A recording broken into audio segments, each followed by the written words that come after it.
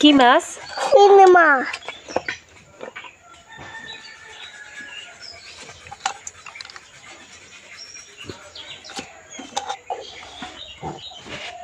আসসালামু আলাইকুম। আপনারা সবাই কেমন আছেন? আমি আল্লাহর রহমতে ভালোই আছি। আপনাদের দোয়া ও ভালোবাসায় দেখেন আজকে ওদের বাবা বাজার থেকে শলা চিংড়ি মাছ নিয়ে আসছে, সেগুলো আজকে ভাজি করবো। আমার ছেলে আবার ওইগুলো নিয়ে খেলাধুলা করতেছিল। এইদিকে ওদের বাবা আবার আমার যে রান্নাঘরটা বানিয়েছে ওইটার আবার একটু কাজ করতেছিল। ওখানে ইটগুলোতে কাদামাটি লাগছে, সেই কাদামাটিগুলো পরিষ্কার করছিল। না হলে তো চুন দিলে ওই কাদায় চুনগুলো লাগলে কালো কালো দেখা যাবে, এর জন্য চুন দেওয়ার আগে ওইগুলো একটু পরিষ্কার করে নিচ্ছিল। এই দেখেন এদিককারগুলো সব পরিষ্কার করা শেষ।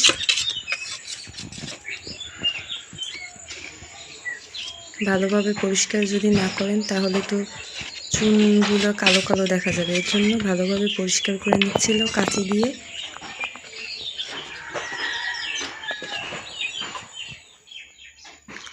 যে কাঁচি দিয়ে পরিষ্কার করার পরে আবার এই যে নাতা নিয়ে নিছে, ওই নাতা দিয়ে আবার ভালোভাবে মুছে নিচ্ছিল, যাতে কাদাগুলা যে উপরে যে কাদাগুলো ছিল আলগা কাদাগুলো ওইগুলো যাতে পড়ে যায়, এর জন্য ভালোভাবে ওইগুলো আবার পরিষ্কার করে নিচ্ছিল।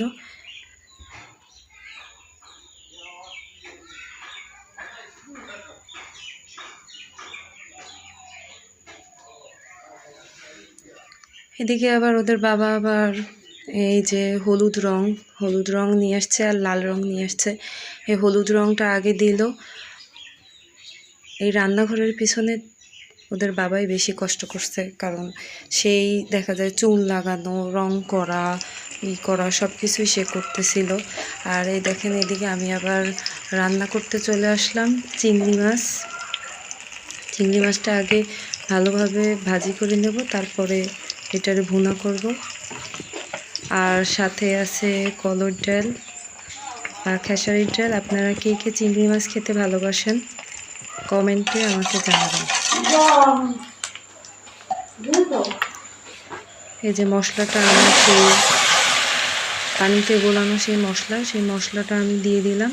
দিয়ে দেওয়ার পরে এখন এটা ভালোভাবে নাড়াচাড়া দিয়ে এটা ভালোভাবে যখন হবে তখন উঠাই ফেলবো। এদিকে আবার আমি ওদিকে বেশি যেতে পারি না, কারণ রান্নাও করা লাগে, আবার ওদিকে আবার যাওয়া লাগে, এর জন্য ওদের বাবাই বেশি কাজ করে রান্নাঘরের পিছনে। এই দেখেন এই চিংড়ি মাছটা কি সুন্দর ভাজা হয়েছে। এখন আমি এবার চুলায় এবার ডালটা ফোড়ন দেবো বা বাগার দেবো, যে যেটা বলেন। বাগার দেওয়ার জন্য কড়াইটা দিয়ে দিলাম চুলায়। এখন এই ডাল বাগার দিতে আমি এদিকে বরিশালের এদিকে আবার ব্যবহার করে হচ্ছে রসুন, পেঁয়াজ দেয় না, খালি রসুনটারে ভালোভাবে চেঁচা দিয়ে নেবেন।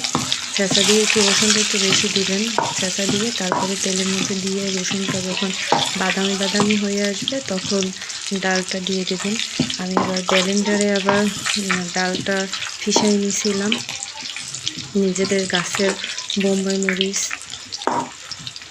সেই বোম্বাই মরিচ দিয়ে ডালটা ফিসাই নিছি বা বেটে নিছি। এই যে দেখেন এই ডালটা এখন বাদামি হয়ে আসলে ডালটা দিয়ে দেব। ডালটা দিয়ে তারপরে যখন ডালটা উতলাবে তখন ধনিয়া পাতা দিয়ে তারপরে উঠাই ফেলব।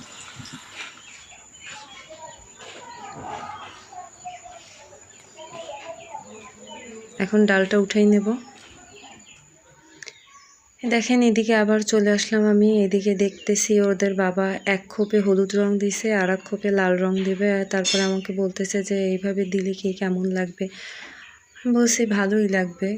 এই দেখেন এইভাবে রং দিছে, রং শেষ হয়ে গেছে, এর জন্য আর রঙও করতে পারি নাই। আবার কালকে রং নিয়ে আসলে আবার কালকে রং করবে পুরোপুরি করলে আপনাদের দেখাবো।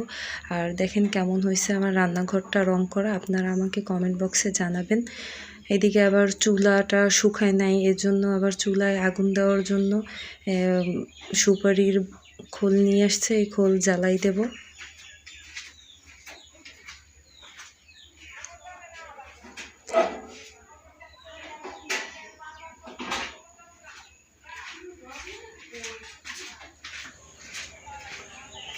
আগুনটা জ্বালাই দিছি। আমার ভিডিওটা যদি ভালো থাকে তাহলে আপনারা কমেন্টে জানাবেন।